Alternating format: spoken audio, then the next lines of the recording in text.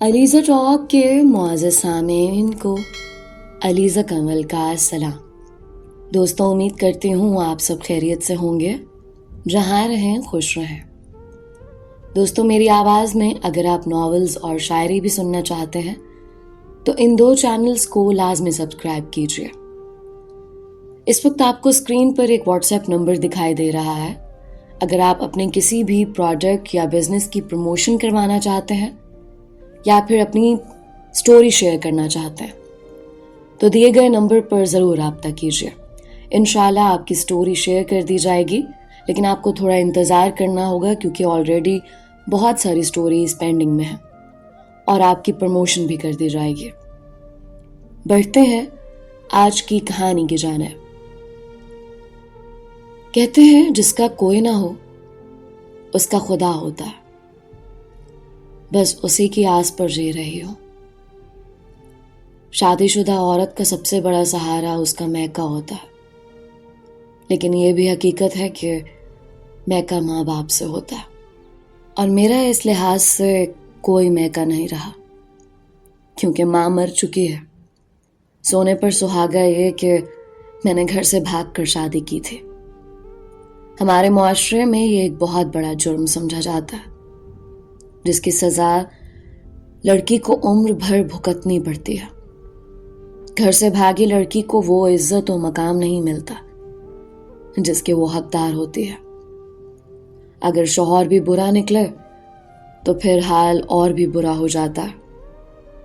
شوہر کو معلوم ہوتا ہے کہ بیوی کے میکے والے منہ نہیں لگاتے اور سسرال والے بھی عزت نہیں دیتے، تو وہ دل کھول کر منمانیاں کرتا ہے، اور عورت بیچاری روتے سسکتے جیون بتا دیتی ہے۔ میرا حال کچھ ایسا ہی ہوا۔ اپنے کیے کی سزا آج تک بھگت رہی ہوں۔ کسی سے حال دل نہیں کہہ سکتے کہ کوئی غم گسار ہی نہیں، اپنی اولاد بھی نہیں۔ میں نے بھاگ کر شادی کی تھی اور میکے والوں کے ماتھے پر کلنک کا ٹیکا لگا کر چلی گئی تھی۔ کافی عرصہ امی ابو اور میرے بھائی روٹھے رہے۔ آخرکار بھابھی نے اپنے بھائی کی خاطر ہماری صلح کروا دی، مگر والدین میرے سسرال والوں کو پسند نہیں کرتے تھے۔ میرا شوہر میری بھابھی کا بھائی تھا، جو اکثر بہن سے ملنے ہمارے گھر آتا۔ میں اس کی چائے پانی سے تواضع کرتی، کیونکہ سارا کام میرے نازک کندھوں پر تھا۔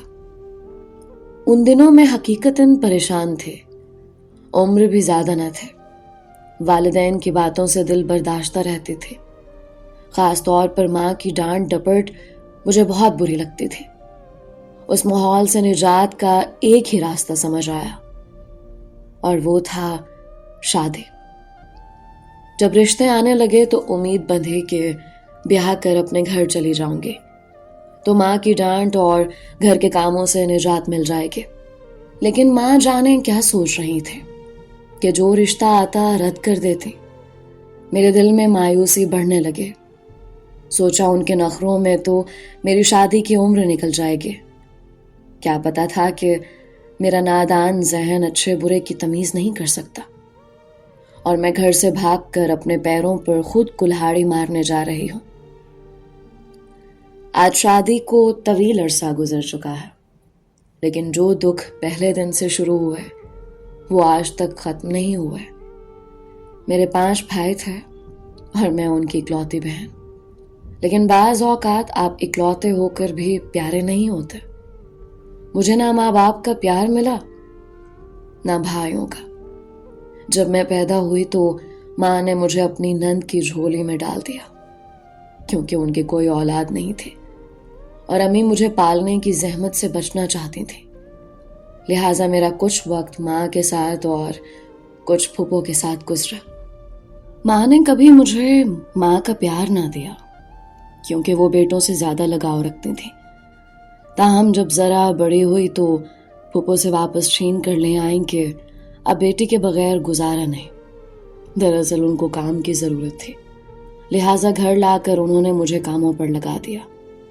سارا دن میں بھائیوں کو دیکھتی اور پھپھو کو یاد کر کے روتی، جہاں مجھے ماں باپ کے گھر سے زیادہ سکون تھا۔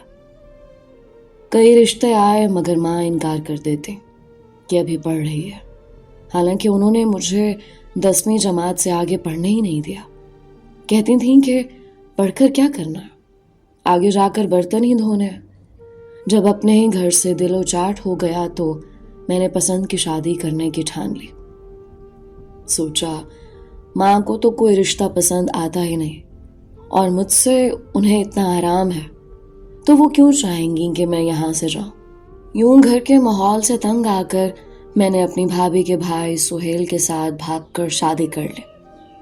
اس طرح میرے بڑے بھائی کے وٹے سٹے کی شادی بن گئی، جبکہ 2 دوسرے بھائی بھی حالات سے تنگ آ کر اپنی پسند کی شادی کر کے والدین سے علیحدگی اختیار کر چکے تھے۔ میری شادی کے 3 سال بعد امی کا انتقال ہو گیا، کیونکہ بھائی اب ان کا حال بھی نہ پوچھتے تھے، جس کا انہیں گہرا صدمہ تھا۔ در حقیقت والدہ نے اپنے بڑے بیٹے کی شادی جس خاندان میں کی، بعد میں آنسوؤں سے روتی تھیں کہ میں نے اپنے بچے کو کہاں پھنسا دیا، حالانکہ میری ماں اور ساس آپس میں سگی بہنیں تھیں، لہٰذا ہم میاں بیوی فرسٹ کزن بھی ہیں۔ افسوس شوہر سیرت کے لحاظ سے اچھے نہ نکلے، اور اس بات کا اندازہ مجھے شادی کے بعد ہوا۔ میری نند جو میرے شوہر کی بڑی بہن ہے، وہ بھی ایک الگ ہی مزاج کے نکلے۔ آئے دن میرے ساتھ جھگڑے کرتی، میری ماں کو برا بھلا کہتے اور گالیاں دیتے۔ میں بھائی کی طرف دیکھتی مگر وہ تو بیوی کی محبت میں ایسے گرفتار ہوئے کہ اپنی ماں سے بھی منہ موڑ لیا۔ ماں ہسپتال میں تڑپتی رہی مگر انہوں نے مرتی ہوئی ماں کو بھی نہ پوچھا۔ جب ماں زندہ تھیں تب میں میکے جایا کرتی تھی، مگر اب وہاں صرف بھابیاں ہیں، کیسے جاؤں؟ ادھر سسرال میں بھی میری شادی سے پہلے ہر وقت جھگڑے ہوتے تھے، کیونکہ سسر صاحب ضدی اور موڈی آدمی تھے، جبکہ سہیل کی والدہ بھی کسی میدان میں پیچھے نہ تھی، ہر وقت لڑ کر میکے چلی جاتی۔ یوں انہوں نے اپنے بچوں کی تعلیم پر کوئی توجہ نہ دی۔ ان جھگڑوں سے تنگ آ کر میرے شوہر گھر چھوڑ کر ماموں کے گھر چلے گئے۔ وہیں BA کی اور ماموں کی سفارش سے سرکاری محکمے میں ملازمت حاصل کی، جہاں انہیں عزت تو ملی مگر وہ عزت ان کو راس نہ آئے۔ میری نندیں بامشکل میٹرک پاس تھیں، ایک تو اب طلاق یافتہ ہے، باقی سب 2 سال کے لیے میکے آ کر بیٹھی رہتی ہیں۔ بڑی مشکل سے رشتہ داروں نے ان کے گھر بسائے، ورنہ وہ میکے آ کر ڈیرے ڈالے بیٹھی رہتی تھیں۔ چونکہ ان لڑکیوں نے آنکھیں جھگڑالو ماحول میں کھولی تھیں، اس لیے سب اپنی گھریلو زندگیوں میں ناکام رہے۔ کہنے کا مقصد یہ ہے کہ جن گھروں میں معاشرتی بدحالی یا جھگڑے ہوتے ہیں، وہاں بچوں کی زندگیاں ناکام ہو جاتی ہیں، وہ ضدی فطرت کے ہو جاتے ہیں، اور آخرکار ایک دن میرے شوہر کی فطرت بھی ظاہر ہو گئی۔ بات یہ تھی کہ جب ہم نے شادی کی اس وقت میرے والد کا پیسہ ختم ہو رہا تھا، لیکن ابھی وہ 2 مرلے کے گھر میں نہیں آئے تھے۔ ان کے پاس اب بھی بہت شاندار گھر اور کچھ قیمتی اثاثے تھے جنہیں تاریخی ورثہ کہا جا سکتا۔ گھر میں ایسی اشیاء موجود تھیں جو نوادرات میں شمار ہوتی تھیں اور جن کی قیمت عام آدمی نہیں بتا سکتا تھا۔ میرے خامد کا خیال تھا کہ میں اکلوتی بیٹی ہوں، اگرچہ باپ کی دولت میں سے کچھ نہ ملا تو ان اشیاء میں سے کچھ ضرور ملے گا۔ مگر ان دنوں ماں اچانک بیمار پڑ گئیں، اور ان کے مرنے کے بعد والد صاحب کی خوشحالی کو زوال آ گیا۔ ابا جان نے امی کے علاج پر بے پناہ روپیہ خرچ کیا تھا۔ امی کو بلڈ کینسر تھا اور ان دنوں اس کا علاج بہت مہنگا تھا۔ ایک بار خامد نے مجھے سمجھا بجھا کر گھر بھیجا کہ اپنے والد سے بات کروں کہ مجھے وراثت میں سے کیا ملے گا۔ میں گئی، مگر باپ سے ایسی بات کرنے کو میری زبان نہ کھلی۔ ان کا حال خود ابتر تھا جو میں اپنی آنکھوں سے دیکھ رہی تھی، تو پھر میں کیا کہتی۔ بس اس دن کے بعد سے آج کے دن تک میں نے آنسو ہی دیکھے ہیں۔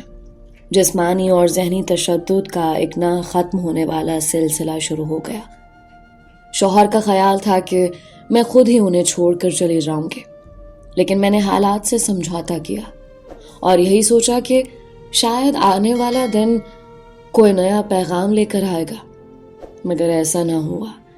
یہ میری بھول تھے۔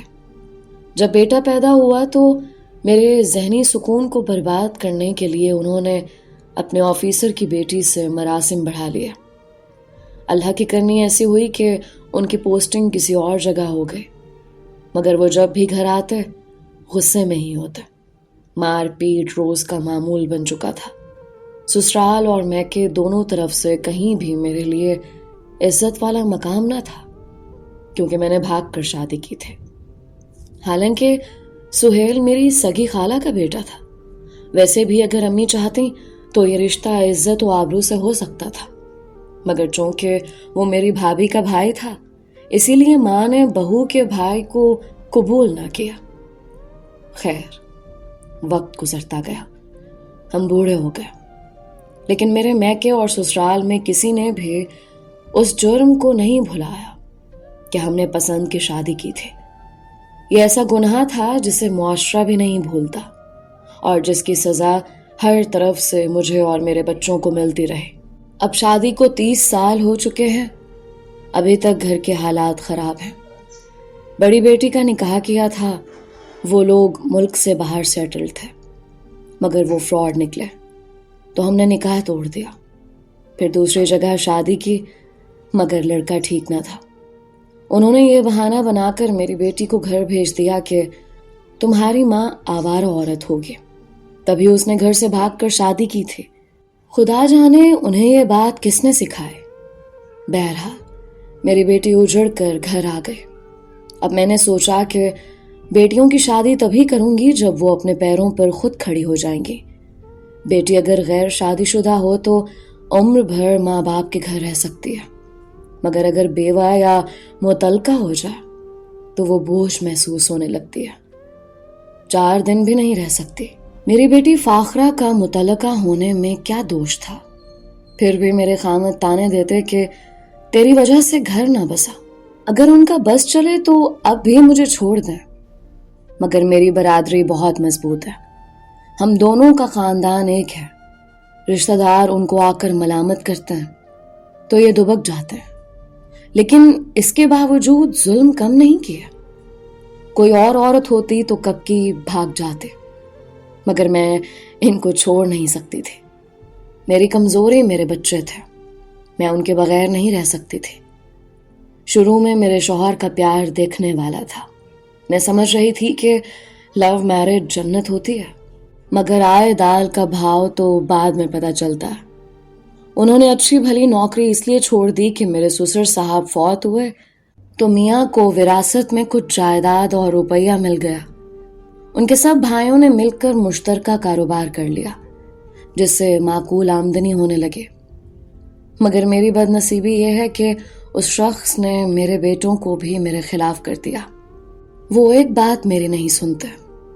باپ سے جیب خرچ ملتا ہے، ماں کے لیے زبان کیوں کھولیں؟ بڑی آرزو تھی کہ میرا اپنا ذاتی گھر ہو، اس کے لیے ساری عمر میں نے بچت کی، لیکن شوہر صاحب نے میرے لیے جو گھر بنوایا وہ ایسی جگہ ہے جہاں شاید ہی کوئی مہذب انسان رہنا پسند کرے۔ بجلی کبھی کبھار آتی ہے، گیس ہے نہ دیگر سہولت ہے، شہر سے دور ویرانہ ہے۔ البتہ گھر بہت بڑا ہے، کمرے ہی کمرے ہیں، جیسے محل ہو۔ اپنا گھر انہوں نے خوب سجا لیا، جہاں شرابی دوست دن رات آتے جاتے رہتے ہیں، بے دریغ ان پر روپیہ خرچ کرتے ہیں، دعوتیں ہوتی ہیں۔ میں پیسوں کا یہ زیاں دیکھ کر رات دن خون کے آنسو روتی ہوں کہ مجھے تو خرچ کے لیے بھی ترس آتے ہیں اور خود میرے سامنے عیش کرتے ہیں۔ اب کسی غریب عورت کو اٹھا لائے ہیں جس کی پرورش کر رہے ہیں۔ اس عورت کا شوہر کسی لا علاج مرض میں مبتلا ہے۔ عورت اور اس کی بیٹیاں سارا دن میرے گھر میں کام کرتی ہیں اور میرے شوہر صاحب ان پر مہربان ہیں، چیزیں لا کر دیتے ہیں۔ مجھے ڈر ہے کہ کسی دن تماشا نہ بن جائے، کیونکہ میں ان کی طبیعت سے خوب واقف ہوں۔ عورت اولاد اور گھر کی فکر کرتی ہے تو شوہر کو وہ بوڑھی لگنے لگتی ہے۔ ابھی میرے 2 چھوٹے بیٹے ہیں، ان کا مستقبل بھی ہے، ایک بیٹی جو طلاق کے بعد گھر آ چکی ہے، اس کا دکھ بھی ہے۔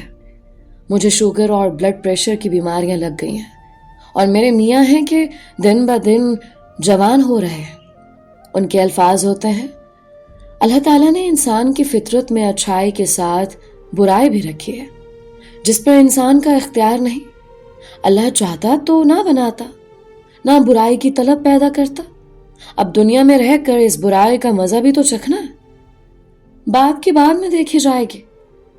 دنیا والوں کا تو ڈر بھلا ہی نہیں، اور اللہ کا خوف بھی جس کے دل سے نکل جائے، ایسا انسان بدترین ہوتا ہے۔ سہیل ایسی کفر کی باتیں کرتے ہیں کہ میرا دل مٹھی میں آ جاتا ہے، اور میں استغفار کرتی ہوں۔ میری بیٹیاں کہتی ہیں، جیسے ابو بے حس ہو گئے ہیں، آپ بھی پرواہ نہ کریں۔ لیکن کوئی ماں کے دل سے پوچھے، جب گھر مشکلات کا شکار ہوتا ہے تو اس میں موجود ہر فرد اس کا اثر لیتا ہے۔ اگر سہیل پیسہ بے دردی سے لٹاتے ہیں تو اس کا نقصان ہمیں ہی ہوتا ہے۔ ہمارا اچھے لوگوں میں اٹھنا بیٹھنا ختم ہو گیا ہے۔ شوہر کا پیسہ اپنی سرگرمیوں کے لیے تو بہت ہے، مگر یہ دولت میرے اور میرے بچوں کے لیے بے معنی ہے۔ اس سے بہتر ہے کہ ایک وقت کی روٹی ہو مگر آپس میں پیار اور محبت ہو۔ میں نے اپنے شوہر کے کردار کو ہمیشہ منفی پایا۔ اب سوچتی ہوں کہ پسند کی شادی کرنے سے بہتر تھا کہ میں مر جاتی، مگر اب کیا فائدہ، پچھتایا کیا ہوت جب چڑیاں چگ گئیں کھیت۔ برادری والوں نے بھی سہیل کی حرکتوں سے تنگ آ کر اسے بات چیت بند کر دی ہے۔ اپنی کہانی اسی لیے لکھی ہے کہ بیٹیاں جذبات میں آ کر غلط قدم نہ اٹھا لیں، اور نادانی میں اس شخص کو نہ چن لیں جسے ساری زندگی کا ناتا جوڑنا ہے۔ بے شک ماں باپ بیٹی کی قسمت نہیں دیکھ سکتے، مگر وہ اس شخص کو ضرور پرکھ سکتے ہیں کہ وہ کیسا کردار رکھتا ہے۔ کاش آج میری ماں زندہ ہوتی تو میں میکے جا کر چند دن سکون کا سانس لے سکتی۔ خدا کرے ہر بیٹی کی ماں زندہ رہے تاکہ ان کے لیے میکے کے دروازے ہمیشہ کھلے رہیں۔ اب سمجھ میں آیا کہ ماں سہیل کے رشتے کے خلاف کیوں تھی۔ وجہ بہو نہیں بلکہ میرے والدین سہیل کے چال چلن اور باہر کی سرگرمیوں سے واقف تھے، جن کے بارے میں نادان تھی۔ اب زندگی میں کیا باقی ہے، انگلیوں پر دن گن رہی ہوں کہ میں اب ایک بجھتا ہوا چراغ ہوں۔ دوستو، یہ تھی ایک ایسی لڑکی کی کہانی جس نے اپنی ایک زندگی کی سب سے بڑی نادانی کو سمیٹ کر آپ سب کو بتائی ہے، تاکہ آپ ضرور اس سے کچھ سیکھ سکیں۔ بڑھتے ہیں آج کی دوسری کہانی کی جانب۔ یہ ان دنوں کی بات ہے جب میری شادی کی بات چل رہی تھی، لیکن میں اس بندھن کو قبول نہیں کر رہی تھی کیونکہ میں کسی اور کو پسند کرتی تھی۔ یہ قسمت کی بات ہے کہ لڑکی کسی اور کے گھر کی بہو بننا چاہتی ہے اور رخصتی کسی اور گھر میں ہو جاتی ہے، تو اسے صبر کرنا ہی پڑتا ہے۔ میرے ساتھ بھی یہی ہوا۔ منیب میری پھوپھو کا بیٹا تھا۔ وہ ابو کو مجبور کر رہی تھیں کہ شاہدہ مجھے دے دو۔ ابو راضی تھے مگر امی آڑے آ گئی کیونکہ ان کی اپنی نند سے نہیں بنتی تھی۔ تبھی انہوں نے ماموں کو خط لکھا جو حیدرآباد میں رہتے تھے۔ اچانک وہ میرے لیے اپنے بیٹے کا رشتہ لے کر آ گئے۔ یوں امی کی مانی گئی اور 1 ماہ کے اندر اندر میری شادی ہو گئی، کیونکہ امی اور ابو کو ڈر تھا کہ کہیں میں انکار نہ کر دوں۔ میں امی کو بتا چکی تھی کہ میں محلے کے ایک لڑکے کو پسند کرتی ہوں۔ بہرحال اس طرح امی ابو نے میرے خواب توڑ کر مجھے بیاہ دیا۔ میں کافی خوبصورت تھی جو مجھے ایک بار دیکھتا ہی رہ جاتا۔ ماموں کے بیٹے شریف کو بھی میں اسی وجہ سے پسند آ گئی۔ میری شادی تو ہو گئی لیکن میں خوش نہ تھی اور حیدرآباد جانے کو تیار نہ تھی۔ اس مرحلے پر بزرگوں نے سمجھا بجھا کر مجھے شریف کے ہمراہ بھیج دیا اور میں روتی ہوئی مجبوراً نئے گھر آ گئی۔ یہاں آ کر کافی دن دل بجھا رہا، دل ہی نہیں لگتا تھا، دم گھٹا گھٹا رہتا تھا۔ ماموں اور مومانی 1 ہفتہ رہ کر گاؤں چلے گئے۔ شریف کی نوکری یہاں تھی اور مجھے اکیلے اس کے ساتھ رہنا تھا۔ یہاں مجھ سے بات کرنے والا بھی کوئی نہ تھا۔ شریف مختلف مزاج کا آدمی تھا۔ اسے گھر پر رہنا اچھا نہ لگتا تھا۔ کام سے آ کر وہ دوستوں میں وقت گزارنا پسند کرتا۔ اس کی دوستی بھی اچھے لوگوں سے نہ تھے۔ یہ اوباش قسم کے نوجوان تھے جو شام کو اسے اپنے ساتھ لے جاتے۔ یہ سب لوگ ایک دوست کی بیٹھک میں اکٹھے ہوتے، وہاں VCR پر غلط قسم کی فلمیں دیکھتے، اور پھر رات گئے نشے کی حالت میں شریف گھر آتا تو مجھ سے اچھا سلوک نہ کرتا۔ سوچتی ہوں کہ اگر میرے شوہر اچھے کردار کے ہوتے تو شاید میرے دل سے ماضی کی محبت نکل جاتی، ان کا پیار پا کر میں ان کی ہو جاتی اور گھر میں دل لگ جاتا۔ لیکن بدقسمتی سے ایسا نہ ہوا۔ شریف کو میں پسند تو تھی، لیکن یہ معلوم نہ تھا کہ محبت کیا ہوتی ہے۔ مجھے ان دنوں ایک ایسے ساتھی کی ضرورت تھی جو ہمہ وقت مجھے توجہ دے، میری جھولی میں اعتماد ڈال دے، تاکہ میں بے فکری سے زندگی گزار سکوں۔ شادی کے بعد ایک عجیب سی زندگی بسر کرنے لگے۔ شوہر بھی اپنا محسوس نہ ہوتا، میکے والے بھی نہ آتے۔ تنہائی سانپ بن کر ڈسنے لگے۔ میں سارا دن اکیلی پڑی چھت کو گھورتی یا روتی رہتی۔ پاس پڑوس میں بھی ایسا کوئی نہ تھا جس سے 2 گھڑی بات کر کے دل کا بوجھ ہلکا کر لیتی۔ میرے والدین پڑھے لکھے نہ تھے۔ ان کو تو بس اس بات کی خوشی تھی کہ شاہدہ اپنے گھر کی ہو گئی ہے۔ ان کے کندھوں سے بوجھ اتر گیا ہے۔ میں نے ان کو کئی خط لکھے۔ امی ابو نے جواب دیا، بیٹی اب وہی تمہارا گھر ہے اور اسی کو اپنا سمجھو۔ میں کہ بار بار آنے والی لڑکیاں گھر نہیں بسایا کرتی۔ ہم خود عید پر آ کر تمہیں لے جائیں گے۔ تم ایسے آ کر یہاں رہو گی تو تمہارے شوہر کو تانا سننا پڑے گا۔ میرے والدین روایتی لوگ تھے۔ وہ خود بھی بیٹی کے گھر آ کر رہنا پسند نہیں کرتے تھے۔ پھر ان کو میری مشکلات کا کیوں کر اندازہ ہوتا؟ بہرحال اسے بھی قسمت کا لکھا ہی کہوں گی کہ نہایت مجبوری میں وقت گزرتا رہا اور 2 سال گزر گئے۔ میں میکے بھی سال میں صرف عید پر جاتی تھی اور ہفتے سے زیادہ نہیں رہ پاتی تھی۔ ان 2 سالوں میں ساس سسر ایک بار ہفتے بھر کے لیے آئے، پھر خدا نے مجھ پر رحم کی اور بیٹی کی صورت میں تنہائی کا ساتھی دے دیا۔ گھر میں رونق آ گئی، دل بھی لگنے لگا۔ ننھی بچی ہونے کے باوجود میں شریف کا بہت خیال رکھتی تاکہ اس سے مجھ سے کوئی شکایت نہ ہو۔ سوچتی تھی کہ بچے ہوں گے تو میرے خامد کا دل گھر میں لگے گا۔ مجھے بڑی حسرت تھی کہ وہ دفتر سے وقت پر سیدھے گھر آیا کرے، پھر باقی وقت گھر میں رہے، لیکن وہ صرف آدھ گھنٹہ رکتے، کھانا کھاتے، کبھی آرام کی غرض سے لیٹتے تو دروازے پر دستک ہوتی اور وہ کسی نہ کسی دوست کے ساتھ چلے جاتے۔ مجھے اعتراف ہے کہ شریف سے مجھے محبت نہیں تھی، لیکن اگر وہ توجہ دیتے اور اچھا سلوک کرتے تو میرے دل میں ان کی محبت پیدا ہو سکتی تھی، جس کی شریف نے کبھی ضرورت نہ سمجھے۔ ان کے نزدیک بیوی کا نام صرف گھر سنبھالنا اور بچے پیدا کرنا تھا۔ انہیں شاید اس بات کا احساس ہی نہ تھا کہ عورت کے لیے محبت کتنی ضروری ہوتی ہے۔ اس کے باوجود میں نے ایک فرض شناس بیوی کا کردار بخوبی ادا کیا۔ کم سنی اور ذہنی ناپختگی کے باوجود اپنی والدہ کی تربیت کی وجہ سے مجھے یہ شعور تھا کہ شوہر کے آرام کا خیال رکھنا، وقت پر کھانا دینا اور اسے سکون پہنچانا ہر بیوی کا فرض ہوتا ہے، اور میں اس فرض کو اچھی طرح نبھا رہی تھی۔ تب میرا بھی حق بنتا تھا کہ وہ مجھے پیار اور توجہ دیتے۔ جب انسان کی زندگی میں خلا پیدا ہو جائے نا تو وہ کچھ عجیب حرکت کر گزرتا، اور اس خلا کو پر کرنے کے لیے اجنبی لوگوں پر بھروسہ کرنے لگتا ہے۔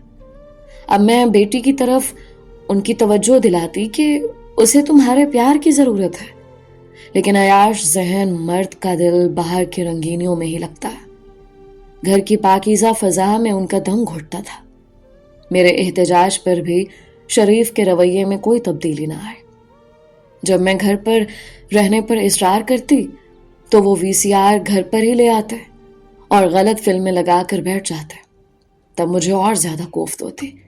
میں اپنے گھر پر ان خرافات کو داخل نہ ہونے دینا چاہتی تھی۔ برابر والا گھر بھی ہمارا ہی تھا، لیکن مکان کی بناوٹ ایسی تھی کہ اندر آنے کا راستہ ایک ہی تھا۔ البتہ اندر 2 پورشن تھے، جیسے 2 الگ الگ مکان ہوں، اور یہ کرائے پر دیے جاتے تھے۔ جو پورشن ہمارے گھر کی دیوار سے متصل تھا، وہاں نئے کرائے دار آ گئے۔ شوہر کا نام زبیر اور بیوی کا نام رقیہ تھا۔ رقیہ معمولی شکل و صورت کی لڑکی تھے، جبکہ شوہر بہت خوبصورت تھا اور اسے اپنے حسن کا بخوبی احساس تھا۔ اس کی شادی مرضی سے نہیں ہوئی تھی۔ وہ رقیہ سے شادی کرنا نہیں چاہتا تھا، لیکن وہ اس کی خالہ کی بیٹی تھی، اس لیے ماں نے زبردستی شادی کر دی، کیونکہ وہ اس کی بچپن کی منگیتر تھے۔ ان کی شادی کو 8 سال ہو چکے تھے۔ مجبوری میں شادی تو ہو گئی، مگر مزاج کا فرق اتنا تھا کہ آپس میں نبھا نہ ہو سکا۔ روز لڑائی جھگڑے ہوتے، جن کی آوازیں ہم سنتے رہتے۔ میں شریف سے کہتی کہ تم نے کیسے لوگوں کو مکان دیا؟ انہوں نے ہمارا سکون برباد کر دیا۔ کبھی جھگڑا زیادہ بڑھ جاتا تو شریف زبیر کو سمجھانے چلے جاتے، اور کبھی مجھے کہتے کہ تم رقیہ کو سمجھا دو کہ عورت کو اتنی بلند آواز میں بات نہیں کرنی چاہیے کہ اس کی آواز باہر جائے۔ میرے سمجھانے پر وہ لڑائی بند کر دیتی، لیکن پھر رونے لگتی، اور مجھے اس کو چپ کروانے میں کافی وقت لگتا۔ ایسا متعدد بار ہوا۔ اب میں زبیر کے سامنے بھی جانے لگی تھی۔ اس کی مردانہ وجاہت نے مجھے بہت متاثر کیا، جبکہ رقیہ اس کے مقابلے میں بہت معمولی لگتی تھی۔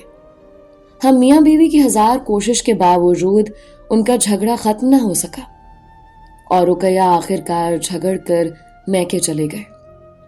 اب شریف مجھ سے کہنے لگے کہ زبیر بیچارہ اکیلا ہے، اس کو کھانا دے دیا کرو۔ میں نے ان کے حکم کی تعمیل کی اور زبیر کو رات کا کھانا دینا شروع کر دیا۔ زبیر صبح جلدی نکل جاتا، ناشتہ خود بناتا، دوپہر کا کھانا باہر کھاتا، البتہ رات کا کھانا میں شام 5 بجے پکا کر دروازے پر دے دیتی تھی۔ چھٹی کے دن وہ مجھے سبزیاں لا کر دیتا کہ بھابھی پکانے کے لیے دے دیں۔ انسان خطا کا پتلا ہے۔ میں شوہر کی لاپرواہیوں سے دکھی تھی، اور وہ بیوی کی زبان درازی سے۔ رفتہ رفتہ ہم میں بات چیت ہونے لگے، تو وہ کھانا لینے گھر تک آنے لگا۔ مجھے معلوم نہ تھا کہ ایسا دن بھی میری زندگی میں آئے گا۔ ایک روز میں کھانا پکا رہی تھی کہ خدا جانے کیا ہوا، چکر آیا اور میں بے ہوش ہو کر فرش پر گر گئی۔ اسی وقت وہ مجھے سبزی کا تھیلا دینے آیا اور میرے گرنے کی آواز سن لی۔ اس نے کئی بار آواز دی، لیکن میں بے ہوش تھی۔ چھٹی کا دن تھا اور حسب معمول شریف اپنے دوستوں کے پاس جا چکے تھے۔ میرے جواب نہ دینے پر زبیر نے دروازے سے جھانک کر دیکھا تو میں اندر فرش پر پڑی نظر آئی۔ وہ دوڑ کر آیا اور مجھے اٹھا کر بستر پر لٹایا۔ میرے سر پر چوٹ آئی تھی اور خون بہہ رہا تھا۔ اسے شریف کے معمولات کا اندازہ تھا، لیکن یہ معلوم نہ تھا کہ وہ کہاں ہے۔ اس کی سمجھ میں کچھ نہ آیا تو اس نے ایک ٹیکسی کی اور مجھے قریبی کلینک لے گیا۔ میں اب بھی بے ہوش تھے۔ اس نے مجھے ٹیکسی کی پچھلی نشست پر لٹایا۔ جب وہ مجھے اٹھا کر باہر لایا تو مجھے کچھ ہوش آنے لگا۔ ڈاکٹر نے انجیکشن لگایا اور سر پر 6 ٹانکے لگائے۔ شدید تکلیف ہوئی۔ اب میں پوری طرح ہوش میں آ چکی تھی۔ میری بیٹی بھی زبیر کے پاس تھے۔ 2 گھنٹے کلینک میں رہنے کے بعد جب واپس آئی تو مکمل ہوش میں تھے۔ زبیر نے مجھے سہارا دے کر بستر تک پہنچایا۔ میں شرم سے پانی پانی ہو رہی تھی۔ دل بہت دکھا کہ آج چھٹی کا دن تھا۔ اگر شریف گھر پر ہوتے تو وہی میری دیکھ بھال کرتے۔ میں غیر مرد کے سہارے پر کیوں تھی؟ سارا دن زبیر نے میری خدمت کی۔ رات کو 2:30 بجے شریف نشے میں دھت گھر آیا اور میرا حال جانے بغیر سو گئے۔ صبح سرسری بات کر کے دفتر چلے گئے، جیسے کچھ ہوا ہی نہ ہو۔ زبیر نے میری خاطر چھٹی کی، وہ کام پر نہیں آیا تاکہ اگر مجھے کسی وقت ضرورت ہو تو مجھے تکلیف نہ ہو۔ اس کی یہی ہمدردی اور توجہ بعد میں میری بربادی کا سبب بنی۔ تکلیف میں چاہتی تھی کہ کوئی اپنا ہو جو میرا دکھ بانٹ لے، اور وہ پھر اپنا ہو گیا۔ میں پیار کو ترستے ہوئے ایک زخمی عورت تھی، اپنے شوہر کی توجہ سے محروم۔ جب ایک غیر مرد میرے زخموں کا مرہم لایا تو وہی میرے لیے مسیحا بن گیا۔ میں اس کے ساتھ پٹی کروانے جاتی، سر کے ٹانکے بھی اس نے ہی کھلوائے، دوائیں لا کر دیں، اور چند دن اپنا اور میرا کھانا بازار سے لے آتا، خود بھی کھاتا اور مجھے بھی کھلاتا۔ اب وہ بے جھجک میرے گھر آ جاتا، کیونکہ گھر کا مالک تو غفلت کے اندھیروں میں گم ہو چکا تھا۔ خدا معاف کرے، شادی شدہ عورت کو بہکنا نہیں چاہیے، لیکن میرے قدم بہک گئے۔ زبیر تو مرد تھا، مگر مجھے اپنے شوہر کی امانت کی حفاظت کرنی چاہیے تھی۔ مجھ سے غلطی ہوئی، میں شوہر سے مایوس ہو کر زبیر کی محبت میں کھو گئے۔ یوں ہی دن گزرتے گئے۔ زبیر اسکول ٹیچر تھا، وہ دوپہر 2 بجے آ جاتا، کھانا میرے گھر کھاتا، پھر ہم باتوں میں مشغول ہو جاتے۔ وقت اچھا گزرنے لگا، بلکہ وقت کا احساس بھی نہ رہا، اور ہماری دوستی گہری ہوتی گئی۔ اب مجھے شریف سے شدید نفرت ہو گئی تھی، وہ مرد جو اپنی بیوی کو محبت نہ دے سکا۔ 6 سال زبیر ہمارا کرایہ دار رہا، 6 سال ہماری دوستی قائم رہے۔ اس دوران شریف کو ایک بار بھی احساس نہ ہوا کہ اس کی بیوی جوان ہے اور ایک غیر مرد گھر آتا جاتا ہے، سودا سلف لاتا ہے، ہر گھریلو کام کرتا ہے۔ ان کے لیے یہ سب معمول کی بات تھی، اور یہی بے پرواہی ہمارے قدم بہکانے کا سبب بنی۔ ان 6 سالوں میں ایک بیٹے اور پھر ایک بیٹی کی ماں بن گئی۔ میری دیکھ بھال زبیر ہی کرتا تھا، مجھے کسی چیز کی کمی نہ تھی، جبکہ شریف نام کا شوہر تھا۔ اس کی اصل رفاقت اپنے اوباش دوستوں سے تھے، جن کے بغیر وہ ایک قدم نہ چلتا۔ پھر اچانک زبیر کی دوستی ایک غیر مذہب شخص رات سے ہو گئی۔ وہ اس کے گھر آنے جانے لگا۔ میں نے اسے منع کیا کہ تم اس آدمی سے زیادہ میل جول نہ بڑھاؤ، مجھے یہ ٹھیک نہیں لگتا، لیکن اس نے میری بات کو اہمیت نہ دی۔ راج ایک ڈاکٹر تھا، مگر بہت شکی مزاج کا۔ اس کی بیوی بہت خوبصورت تھی، زبیر نے اسے اپنی بہن بنایا ہوا تھا۔ ایک دن راج کی بیوی نے زبیر کو مٹھائی بھجوائی، راج نے دیکھ لیا، اسے شک ہو گیا کہ کچھ نہ کچھ ضرور ہے۔ اس دن تو وہ لوگ دیوالی منانے گاؤں چلے گئے، لیکن واپسی پر راج نے زبیر کے خلاف FIR درج کروا دی کہ اس نے ہمارے گھر میں چوری کی ہے اور گھر کو جلایا ہے۔ زبیر یہ سن کر پریشان ہو گیا، وہ سوچ بھی نہیں سکتا تھا کہ ایسی ناگہانی مصیبت میں پھنس جائے گا۔ میں پہلے ہی اسے راج سے دوستی سے منع کر چکی تھی، کیونکہ وہ لالچی اور شکی مزاج کا انسان تھا۔ زبیر ایسا نہیں تھا، میں اسے جانتی تھی، لیکن جب FIR کٹ جائے تو حالات سنبھالنا مشکل ہو جاتا ہے۔ پولیس زبیر کو گرفتار کرنے آئی، وہ گھر پر نہیں تھا۔ جب آیا تو میں نے اسے سب کچھ بتا دیا اور کہا کہ تم یہاں سے چلے جاؤ، ورنہ پولیس تمہیں گرفتار کر کے لے جائے گی۔ اس نے میری بات مانی اور کہیں روپوش ہو گیا۔ اس کا سامان ہمارے گھر ہی پڑا تھا۔ ایک دن اچانک بارش ہوئی تو مکان کے اس حصے میں پانی بھر گیا جہاں زبیر رہتا تھا۔ شریف نے اس کا سامان نکالا تو اس میں میری تصویر بھی رکھی تھی۔ پھر جو ہونا تھا وہی ہوا۔ اپنی بیوی کی تصویر کسی غیر مرد کی ڈائری سے نکل آئے تو کیا ہوتا ہے۔ ہماری شدید لڑائی ہوئی اور بات طلاق تک جا پہنچی۔ دونوں طرف سے بزرگ بلائے گئے۔ میں نے کہا کہ تصویر رقیہ نے دیکھنے کے لیے لی تھی اور واپس کرنا بھول گئی۔ شریف نے کہا کہ اگر رقیہ تصدیق کر دے تو میں مان لوں گا، ورنہ طلاق دے دوں گا۔ رقیہ کو تلاش کیا گیا، مگر وہ کہیں نہ ملے۔ شکر ہے کہ وہ نہ ملے، ورنہ معاملہ سنگین ہو سکتا تھا۔ شریف کا کہنا تھا کہ میں جھوٹ بول رہی ہوں، کیونکہ رقیہ کو گئے 6 سال ہو چکے ہیں اور تصویر اتنی پرانی نہیں ہے۔ اس نے زبیر کو بھی تلاش کیا، مگر وہ بھی روپوش ہو چکا تھا۔ خیر، بزرگوں نے بڑی مشکل سے شریف کو سمجھایا کہ صرف تصویر کی بنیاد پر بیوی پر بد چلنی کا الزام نہیں لگایا جا سکتا۔ وہ خود بھی کامل انسان نہیں تھا۔ انہوں نے اسے سمجھایا کہ یہ بیچاری تمہارے ساتھ نبھا کر رہی ہے، کم از کم بچوں کا خیال کرو۔ किसी न किसी तरह समझौता हो गया। उसके बाद जिंदगी रूखी भीखी सी हो गई। मैं बच्चों की खातिर जबर सह रही हूँ, मगर अपने शौहर से शदीद नफरत हो चुकी है। उस शख्स से जो मुझे मोहब्बत से महरूम रख कर एक बेजान चीज़ की तरह घर में रख कर भूल गया है। दोस्तों, ये थी शाहिदा की कहानी। हमारे मुआशरे में शाहिदा जैसी पता नहीं कितनी ख़वातीन रह रही हैं, जिनको अपने शौहर की ना तो तवज्जो मिल रही है और ना ही मोहब्बत। शौहर बाहर चाहे जो मर्जी करे, लेकिन उनको अपनी औरत की ज़रा सी भी बेशर्मी बर्दाश्त नहीं है। हालांकि वो बेशर्मी भी उनकी अपनी वजह से ही पैदा होती है। उम्मीद करती हूँ इन दोनों कहानियों से आपने काफ़ी कुछ सीखा होगा। अपनी राय का इजहार कमेंट्स में ज़रूर किया करें, क्योंकि आपकी राय मेरे लिए बहुत इम्पोर्टेंट है। आप सबके प्यार और सपोर्ट का बेहद शुक्रिया।